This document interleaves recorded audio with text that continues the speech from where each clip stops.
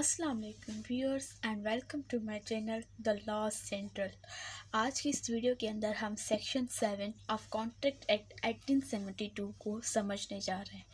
But before starting my video, if you are new here, subscribe to my channel and don't forget to press the bell icon for latest update. So section 7 को आज हम इस video में समझेंगे।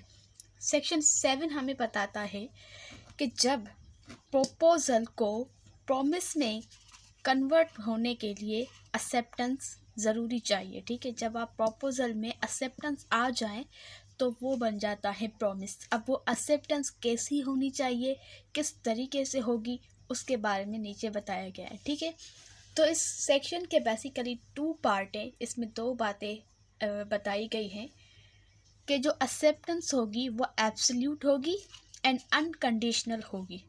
ठीक है, और ये जो एक्सेप्टेंस होगी वो किस मैनर में होगी, वो प्रिस्क्राइब्ड मैनर में होगी, जिस तरीके से बताया गया उसी में होगी।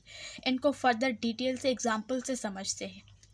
सबसे तो पहली बात है कि it must be absolute and unconditional. Unconditional का क्या मतलब है यहाँ पे? अनक्वालिफाइड, मतलब ऑफ़र आपको दी जा रही है तो आप उसकी एक्सेप्टेंस में अपनी तरफ से कोई कंडीशन ना लगाएं। आइए इसको पढ़ते हैं। To convert the offer into promise, the acceptance must be absolute and unconditional या फिर unqualified। जो ऑफ़र को प्रॉमिस में कन्वर्ट करने के लिए जो एक्सेप्टेंस है वो एब्सोल्यूट होनी चाहिए, क्लियर होनी चाहिए और अनकंडीशनल हो, अनक्वालिफाइड हो। जैसे आपको ऑफ़र दी जा रही है आप उससे वैसे के वैसे ही एक्सेप्ट करें, उसमें अपनी तरफ से कोई कंडीशन ना लगाएं। और अगर आप कंडीशन लगाते हैं तो क्या होगा? इफ़ द प्रोमाइजी जो एक्सेप्ट करेगी, ठीक है, पार्टी, और जो ऑफर देगा वो प्रोमिसर, ठीक है, imposes any condition in his acceptance, it is not a valid acceptance. अगर प्रोमाइजी इम्पोज करता है, अगर प्रोमाइजी ऑफर में कोई एक्सेप्टेंस में जो ऑफर की एक्सेप्टेंस दे रहा है वो उसमें कोई कंडीशन लगा दे तो फिर वो वैलिड एक्सेप्टेंस नहीं मानी जाएगी, बल्कि वो काउंटर ऑफर हो जाएगा। काउंटर ऑफर क्या है ये मैं आपको बेसिक लेक्चर में बता के आई हूँ। ठीक है, अब इसी बात को, ये जो पहली बात है, हम इसको एक एग्जांपल से समझते हैं।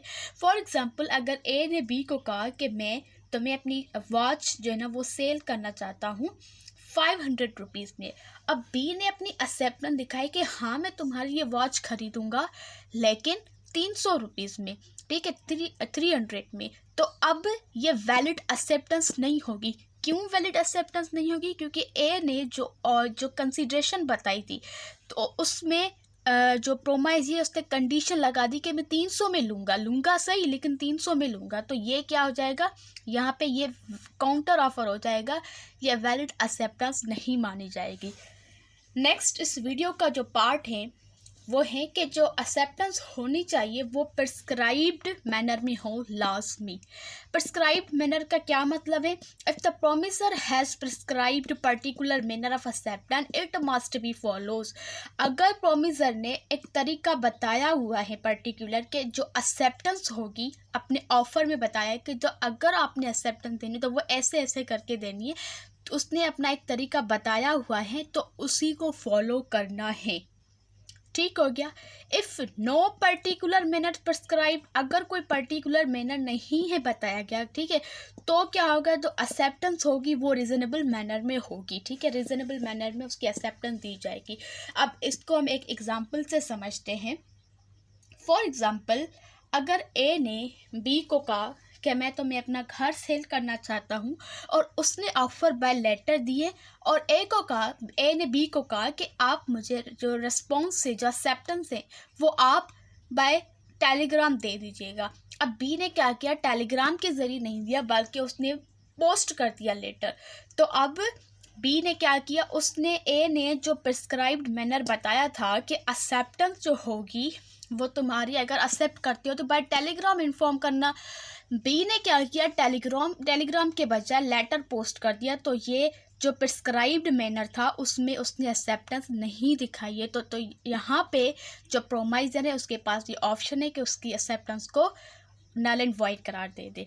ठीक है। अगर पर्टिकुलर मैनर नहीं है प्रिस्क्राइब तो फिर रीज़नेबल मैनर के अंदर फिर जो रीज़नेबल टाइम है मैनर है वो एक डिपेंड करता है सिचुएशन पे, ठीक है। अगर ए ने बी को लेटर सेंड किया है और नहीं बताया तो बी अब देखेगा कि रीज़नेबल मैनर क्या है। अगर वो समझता है कि भाई लेटर दे दूँ तो भी ठीक है, अगर वो समझता है कि मैं किसी टेलीग्राम पे कर देता हूँ तो भी उस पर डिपेंड करता है।